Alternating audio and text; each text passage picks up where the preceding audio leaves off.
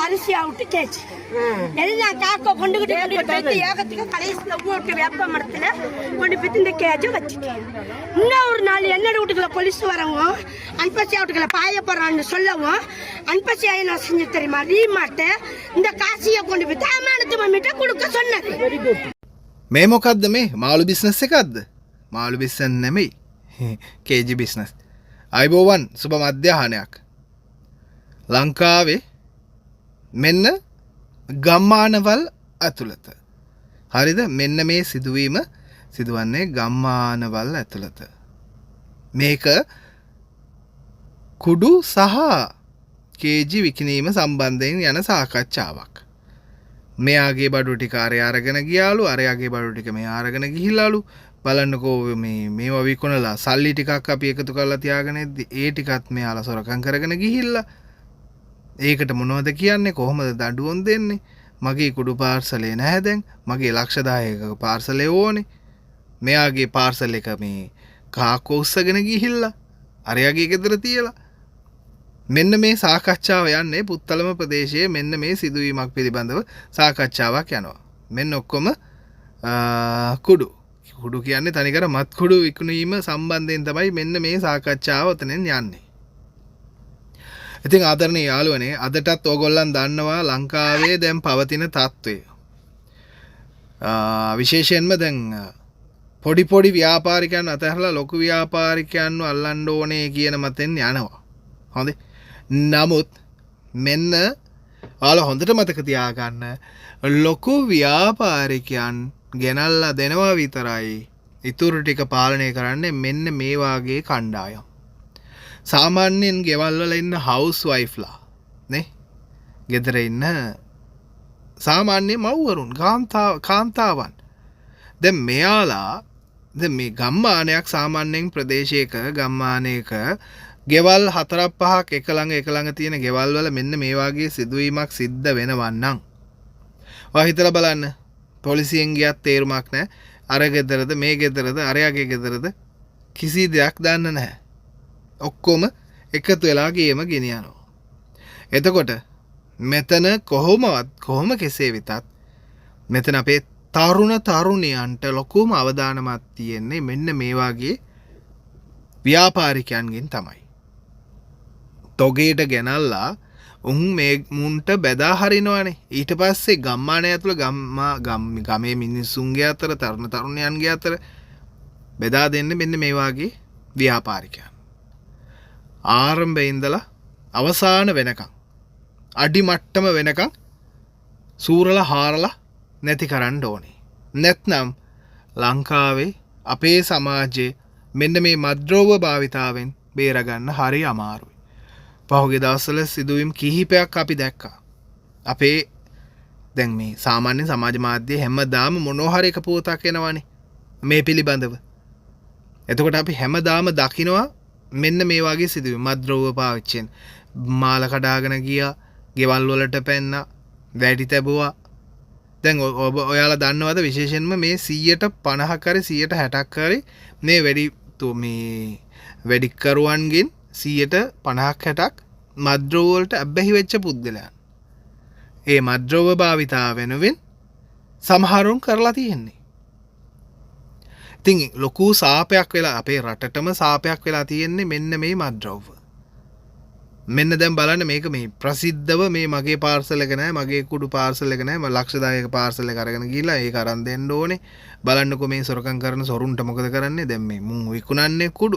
ඒ වුණාට කතා කරන්නේ නිකන් මේ මොනවද මේ මිරිස් කුඩු ටිකක් මේ මෙයාලා විකුණන්න තියපු එක සොරකම් කරා වගේ.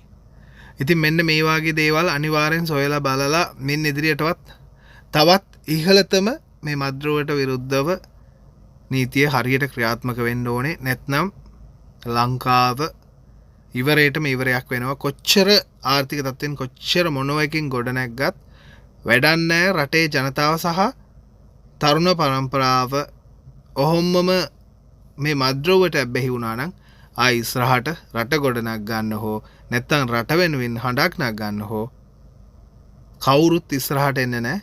හැමෝම මේ මද්ද්‍රව්‍යටම ඇබ්බැහි වෙනවා. ලේසියෙන් ඒ මිනිසුන්ව පාවිච්චි කරන්නත් උන් සූදානම් වෙනවා වැරදිකරුවන් මද්ද්‍රෝව ටිකක් දුන්නා නම් ඕන වැඩක් කරවන්න පුළුවන් කියලා. ඉතින් මේ தත්ත්වය අනිවාර්යෙන් වෙනස් වෙන්න ඕනේ. බලමු දෙයනේ කියලා මින් ඉදිරියටවත් වත්ම නාඩුව මේ වගේ දේවල් වලින් පුළුවන් තරම් රට බේරයි කියලා විශ්වාස කරනවා. පුළුවන් තරම් ෂෙයා කරන්න මෙන්න මේ වගේ තොරතුරු ටිකක් අදාළ බලධාරී නිලධාරීන්ගේ ඇස් වලට පෙනෙනකම්. வந்தா வந்து இந்த ரோட்டுல பம்முனா பம்மிட்டு என்ன செஞ்சாங்க இப்ப தட்டத்தானே வேணும் பாக்கல பாய்மா தூளை கொண்டுகிட்டு நெஞ்சு சட்டைகளை வச்சு விசானம்மாட்ட கொடுக்கும் எனக்கு விசானம்மா 5 துண்டு தூள் தரும் நான் 10,000 ரூபாய்க்கு செய்யும் சரி நல்லா கதையை கொடுக்கணும் கேளுங்களேன் பாய்மா எனக்கு தூள் நீ கொண்டு போய் விசானம்மாட்ட கொடுக்க விசானம் எனக்கு தூள் தான் நல்லா கதையை கொடுக்கணும் சரி சரியா என்னோட 8 லட்சம் ரூபா 9 லட்சம் ரூபா 10 லட்சம் ரூபா தூள் அன்பசி அவுட்ல தான் இருந்தது நம்மட தூளை வச்சு தாரது அன்பசியத்தை தாரு நான் 10,000 ரூபாய் கிழமையில கொடுக்குறேன் நல்லா கதையை கேட்டுக்கோணும் எங்களுக்கு மட்டும் நான் தண்டனை நான் எல்லா பொட்டையும் உடப்ப இப்ப வந்தேன் நல்லா கதையை கொடுங்க காத்து 100 கிராம் கேஜ பிரிதோசி அவுட்டு குசினிக்கிலேருந்து கொண்டு போச்சு என்னன்னு வந்தது கேட்கணும் நான் ஒரு ஆளு அன்பசியா ஒரு ஆளு பிரிதோசியா ஒரு ஆளு கேஜ தேர்றோம் அரிசி அவுட்டு கேச்சு எல்லாம் காக்கா கொண்டுகிட்டு போய் ஏகத்துக்கு கடைசியில ஊருக்கு வேப்ப மரத்துல கொண்டு போய் இந்த கேஜ வச்சுட்டேன். இன்னும் ஒரு நாள் என்னோட வீட்டுக்குள்ள போலீஸ் வரவும் அன்பசி வீட்டுக்குள்ள பாய போறான்னு சொல்லவும் அன்பசியா நான் செஞ்சு தெரியுமா ரீமாட்ட இந்த காசியை கொண்டு போய் அமானத்து மம்மிட்ட கொடுக்க சொன்னது இதை கொண்டு போய் அமானத்து கொண்டு போய் அமானத்து உள்ள என்னோட காசு இருந்து என்னோட தூள் காசு நாங்க தூள் வித்தா நீங்க என்னத்துக்கு வாங்குறீங்க காசிய நீங்க எல்லாம் இல்ல லாபம் வரவுட்டக்கன் தான் நீங்க வாங்குறீங்க சரியா களவெடுத்த சாமா எடுத்து குறைஞ்ச விலைக்கு எடுக்கிறானே 2 பேருக்குமே ஒரே அடிமாட அம்மா பிச்சுக்கு போறான்னு உங்களுக்கு தெரியும் விசானாமா விட்டு சாமான வாங்கி வைக்கிறேன் அடிமாடம் வாங்கி வச்சு 5,000 ரூபாய் 2,000 ரூபாய் அதுக்கு லாபம் சொல்லுங்க லாபம் இல்லாம எவன் இந்த தொழில இறங்க மாட்டான் கதையை கேட்டுக்கணும் இவர் என்ன செஞ்சுக்கிறாரு இவரு கொண்டுகிட்டு போய் இன்னொரு வீட்டுல கொண்டு போய் வித்துக்கிறாரு அப்ப இருவ நல்லவங்க எல்லாரோட பாறையில இருக்கிறவங்க பள்ளியில கட்டுப்பாடு இருக்கிறவங்க எங்க கையில தொடுவானு நாங்க தான் தொட்டோம் நீங்க எல்லாம் என்னத்துக்கு தொட்டீங்க சரியா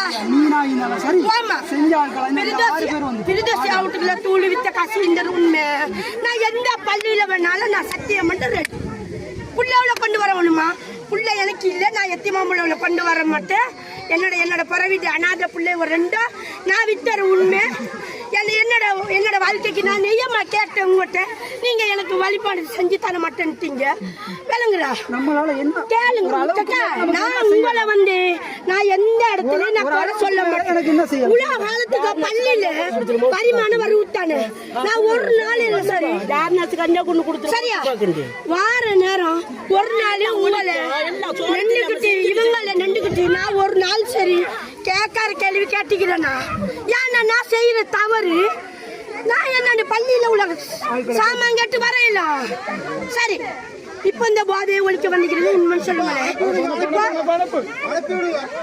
கேளுங்களேன் 10-15 பேர் நாங்க வியாபாரம் செய்யறோம் உலாஃபர்னு சொல்லுங்களேன் சரி இடையில செஞ்சவர்களுக்கு என்ன செய்வீங்க என்ன செய்வீங்க சரியா நீங்க இப்ப வந்து என்னோட வீட்டுக்கு வந்தாலும் நான் சொல்ல புரியுதா என்ன தெரியுமா என்னோட அவனோட என்னோட சொத்து சொகத்தை அழிச்சிட்டு போனா நீட்டு வாடா வீதியில அடிச்சிருக்கேன் நான் அப்படி சொல்லி நீ சொன்ன 6 பேர் எல்லாரையும் சேர்த்தாங்க நான் அப்படி சொல்லி இப்ப நீங்க பள்ளியில வந்து இறங்கி வந்துக்கிறீங்க குஞ்சு பாபா இதை விடுன்னு சொன்னா நான் விட்டுருவேன் நான் செய்ய மாட்டேன் என்னோட பிள்ளைய தூக்குறதுக்கு நியாயமான பேருக்கு இடையில வந்தவர்களுக்கு நீங்க என்ன செய்வீங்க அதை நான் இப்ப உங்ககிட்ட கேட்கிறேன் அதை விட யாருக்கு சொந்த பிரச்சனைக்கு வரையில நாம உங்களுக்கு விற்கிறாங்க கடிதம் மூலமா எழுதிட்டாங்க நான் உடனே அந்த கதை அக்பர் கக்கா உங்களுக்கு எனக்கு கதை இல்ல கடிதமோ கடித இல்லையா அப்ப உங்க பிரச்சனை நீங்க ஒழிக்கிறீங்க அப்ப தூண காசுங்கற யா பரிசு சொல்லுங்க யா உங்களுக்கு எனக்கு கதை போன் அடிச்சது கையால வச்சது எல்லாம் செஞ்சது. இன்னொன்னு எப்படி தெரியும்? நல்லா கதையை கொடுக்கணும். போறோம் யாரு செஞ்சாலும் கேளுங்களேன். மட்டும் வந்து சொல்லுங்க. இந்த போதையை மட்டும் தான் நீங்க ஒழிக்கணும்னு நினைக்கிறீங்க. நல்லா கதையை கொடுக்கணும். இன்னொன்னு போதைத்தான் இஸ்லாத்துல ஹராமு. விபச்சாரம் ஹராம் இல்லையா? ரசூலா சொன்னாங்களா? சரி, அப்ப நான் 9 வருஷமா தூளியா வரமண்டையில கஞ்சாயா வரமண்டையில ஒன்னும் செய்யல. இன்னைக்கு என்னோட தொழிவு என்னோட போதை இல்ல இதால போனரு. அப்ப என்னோட வாழ்க்கைக்கு ஒரு முட்டிப்புள்ளி வேணுமே. அவன் என்னோட சொல்ல அழிக்க வரங்காட்டி இந்த ஏரியாக்கள் அவன் என்னோட சொல்லு முடிய வரங்காட்டி அவன் இக்கணும். விளங்குத்தானே? என்னோட சொல்லு எப்ப என்ன பையனை உங்களுக்கு தெரியும். நான் அவனால எப்படிலாம் கஷ்டப்பட்டேன். அவன் ஏரியாக்குள்ள கல்யாணம் முடிக்கல. என்னோட ஒரிஜினல் ரெஜிஸ்டர் உங்கள்கிட்ட என்ன தெரியும். அவன் ஏரியாக்குள்ள அவன் ஈக்கப்படுறேன். அவன் இருந்தானாக்கே நான் செய்யறதெல்லாம் செஞ்சுக்கிட்டா. இப்போ நீங்க என்ன போலீஸுக்கு கொடுக்கணுமா கோர்ட்டுக்கு கொடுக்கணும் எங்க வேணாலும் கொடுங்க. நான் அதை பிள்ளைக்காகத்தான் செஞ்சு விளங்குத்தான். அவன் ஏரியாக்குள்ள அவன் ஈக்கப்படுறேன்.